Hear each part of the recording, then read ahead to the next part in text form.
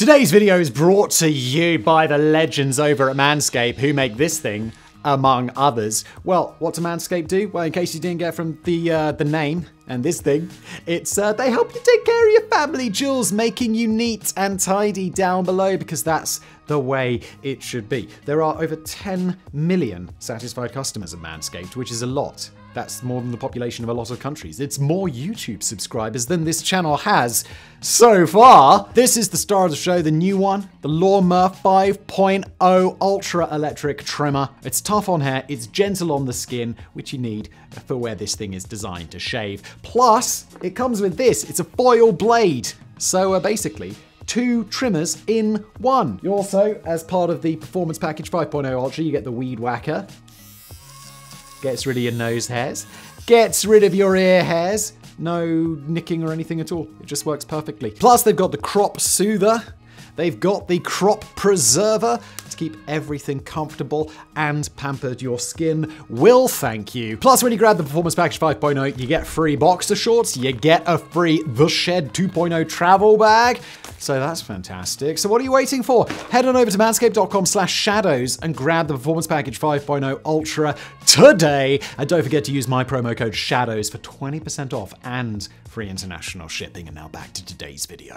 On June the 14th, 2017, Cindy and Fred Warmbier, parents of American college student Otto, requested that a feeding tube be removed from their son. 22-year-old Otto had been in a vegetative state since being flown into the University of Cincinnati Medical Center direct from the Pyongyang Friendship Hospital in North Korea 6 days prior. According to the Warmbiers, Otto had arrived at the medical center emitting inhuman wails, struggling against his restraints in a manner akin to something out of a zombie horror film. So horrifying had Otto's appearance been that it sent his sister, whom Otto had been close with, running and screaming, temporarily consumed with despair. Nothing of their beloved son now remained, with the boy being completely incoherent and entirely unresponsive to exterior stimulus. Otto had, during his time in North Korean detention, suffered serious, unidentified neurological damage. There was nothing left of the young, athletic boy that had set off to explore North Korea nearly 2 years prior. Thus, being informed that their son would never regain cognitive ability, Fred and Cindy Warmbier made the decision to disconnect the feeding tube. They stayed by his side until their son passed away on June 19th. But although his death marked an end to the long, strange series of events that had preceded, it also acted as a conduit for a new, heightened era of mistrust between North America and North Korea, the political climate that we find ourselves in to this very day.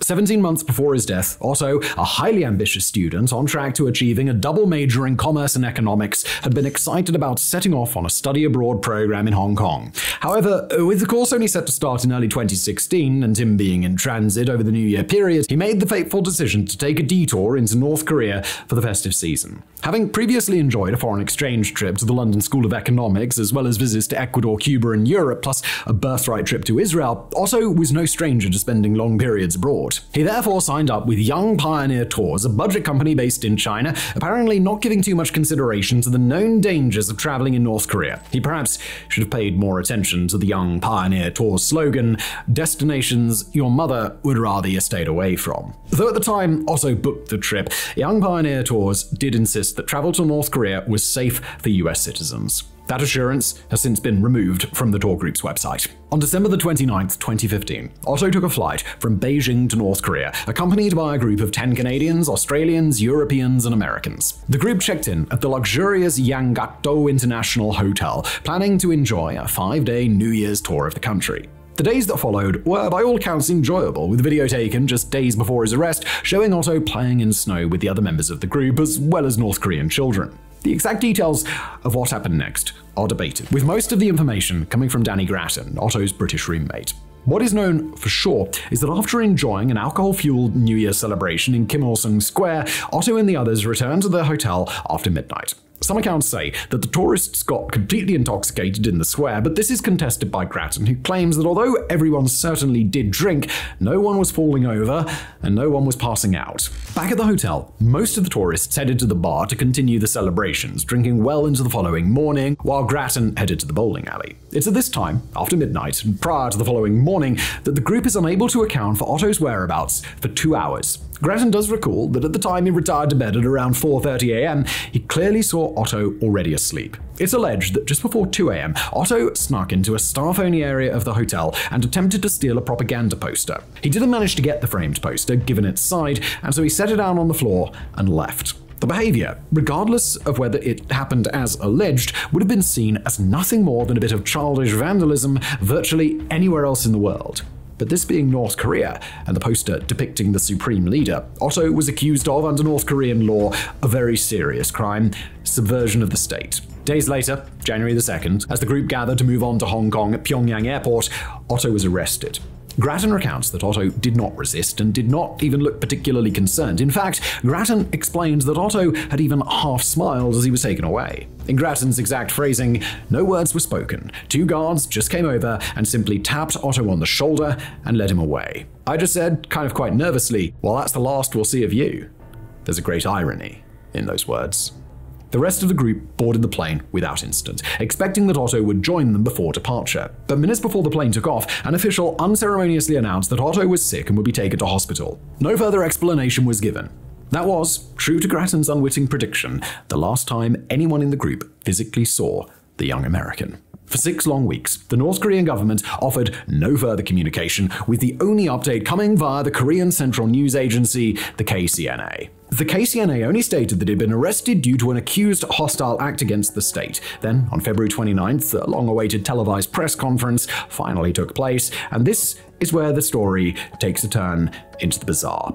Reading from a written statement, Otto not only confessed to his crime, but claimed to have been manipulated by a secret organization called the Z Society, as well as the Friendship United Methodist Church. He said during the televised confession, "My reward for my crime was so much smaller than the rewards that the Z Society and the Friendship United Methodist Church get from the United States administration." He also said, "I'm very impressed by North Korea's humanitarian treatment of severe criminals like myself." His final apology, wrought with tears and emotion, went as follows: "I never should allow myself to be lured by the United States administration to commit a crime in this country. I wish that the United States administration never manipulated people like myself in the future to commit crimes against foreign countries. I entirely beg you, the people and the government of the DPRK, for your forgiveness." Additionally, CNN reported that a North Korean official informed them that Otto had met with a member of the Friendship United Methodist Church the year before his trip. The church member, according to the North Korean official, had told Otto that North Korea is an anti-Christian communist state and convinced the boy that stealing the poster would weaken the motivation of the North Korean people. The church instigator apparently also promised Otto a used car worth $10,000 for stealing an item, specifically an item that included a North Korean slogan. In this case, that was the framed poster that Otto had allegedly tried to steal, which read, "Let's arm ourselves strongly with Kim Jong-il's patriotism." The North Korean official also claimed that both the Friendship United Methodist Church and the Z Society are involved with the CIA. Now, these claims seem pretty far-fetched, and by most rational accounts, they're nonsense. First and foremost, a deacon from the Friendship United Methodist Church, senior pastor Meshach Kanyon, has been very open in saying that neither Otto nor any of his family members are even a part of the church. They logically wouldn't be, given that everyone in the Warmbier family is Jewish. The pastor did concede, however, that members from his 500-strong congregation likely attended school with Otto. As far as the mysterious-sounding Z Society, or Zeta Society, goes, the group appears to be nothing more than a long-running student organization founded at the University of Virginia. The Z Society emphasizes philanthropic acts of kindness, with members often making donations or performing charitable actions for various groups within the university. Z Society members do remain anonymous, but only because of a central motto that philanthropy should not be publicized. A spokesperson for the Z Society declared in a statement that there's just not even the semblance of a relationship between a group of undergrads who get together to eat hummus and write nice things about people and the CIA. It is perhaps conceivable that a student organization would come up with a naive, ill-conceived task, such as asking a student to steal a poster as a means of initiation, but there is no evidence of this whatsoever. So, as to why Otto would make accusations against the Friendship United Methodist Church and the Z Society isn't known, but most consider his words fanciful at best. General speculation, and the most likely explanation, is that North Korean officials prepared Otto's confession. But this in turn brings us to the next logical question. Why would North Korean officials single out these organizations seemingly at random? It's a mystery, though some speculate it's a clumsy effort by North Korea to spread confusion and misinformation in the US. On March the 16th, Otto was tried and convicted for subversion of the state, referencing Article 60 of the North Korean Criminal Code. More specifically, Otto was convicted of attempting to undermine the unity of the North Korean people through an act of vandalism. The most striking piece of evidence at the trial, put forward publicly by the KCNA later, is a low-resolution video of a figure taking a poster off a wall. Although it's difficult to say if the person in the video is Otto or even to verify that the video was taken at the professed time, a positive identification was made. Other evidence included fingerprints, as well as witness testimony from a hotel staff member. Otto was sentenced to 15 years hard labor, with Human Rights Watch vocally declaring the hearing a blatantly politically motivated kangaroo court. Over the months that followed, it isn't clear what happened to Otto in custody of the North Korean government. What is clear is that Otto's parents, Fred and Cindy, went on a tireless campaign to somehow secure their son's release. It's also clear that based on advice from the Obama administration, the Warmbiers deliberately avoided speaking publicly about the situation. The Warmbiers were also told to avoid mentioning that Otto was Jewish in their negotiation efforts, given fears of anti-Semitism amongst North Korean officials. Finally, on June 13, 2017, it was announced that Otto had been released. Secretary of State Rex Tillerson declared that under the recently sworn-in President Trump, steps had been taken to negotiate with the North Koreans and secure an agreement. Tillerson also revealed that 3 other Americans were still being held in North Korea, and we'll hear more about those prisoners later. After Otto's release, additional details were made public. U.S. State Department Special Representative Joseph Yun had met with North Korean officials on June the 6th, only to learn that Otto had allegedly contracted foodborne botulism. Botulism is a rare but often serious toxin that propagates due to the Clostridium botulinum bacteria. According to officials, after contracting unidentified botulism, Otto had taken a sleeping pill, resulting in him suffering serious brain damage and falling into a coma. This had all apparently occurred in April 2016, just 1 month after Otto's initial detention. Thus, after being flown from the Pyongyang Friendship Hospital to the University of Cincinnati Medical Center on June the 13th, Otto had been in a persistent vegetative state. Importantly, medical director Michael Pfluger, a member of the elite Phoenix Air Team sent to recover Otto, stated that good medical care had been provided at the Pyongyang Friendship Hospital. Pfluger went so far as to say that he did not even see signs of bed sores upon initial examination, which is something that even the best Western hospitals struggle with. Brain scans showing the neurological damage were also handed over by hospital staff, dated July 2016. Upon further medical investigation back in the United States, doctors found that Otto had indeed suffered serious brain damage, and according to them, it was likely caused by an unknown event that had deprived the brain of oxygen. There were no signs of botulism, though doctors went on to clarify that this didn't mean the botulism could be ruled out. Given how long Otto had been held after allegedly contracting the ailment, it's possible that no sign of the toxin remained. Doctors also declared that there were no signs of physical torture or mistreatment, and that Otto was in fact in exceptional condition for someone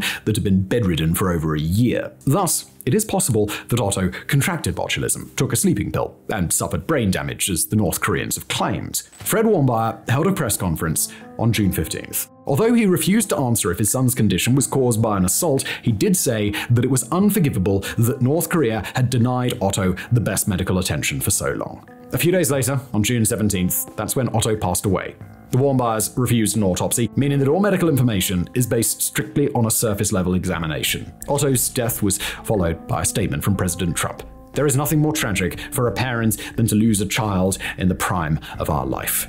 Our thoughts and prayers are with Otto's family and friends and all who loved him. The United States once again condemns the brutality of the North Korean regime as we mourn its latest victim." North Korean officials, meanwhile, were quick to declare that they had done nothing wrong and that the country itself was the real victim. The officials accused the United States of a smear campaign, insisting that they'd given Otto the best possible medical care until his return to the United States.